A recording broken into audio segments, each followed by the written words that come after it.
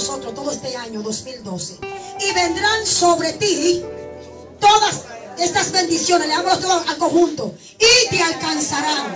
Si oyeres la voz de Jehová tu Dios, bendito serás tú en la ciudad y bendito tú en el campo. Siga.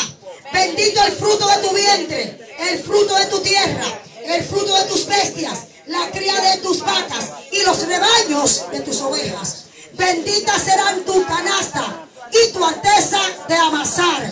Bendito serás en tu entrar y bendito en tu salir.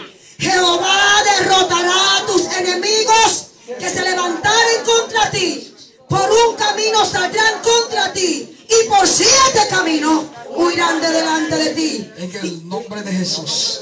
Y Jehová te enviará su bendición sobre tus graneros y sobre todo aquello en que pusieres tu mano. Y te bendecirá en la tierra que Jehová tu Dios te dará.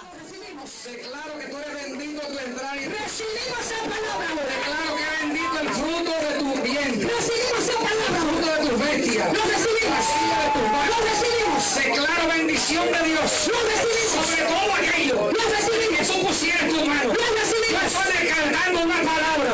Lo recibimos. Estoy descargando que Jehová derrotará a los enemigos que se levantaren contra ti. Lo recibimos. Por un camino vendrán contra ti. Lo recibimos. Por 7 caminos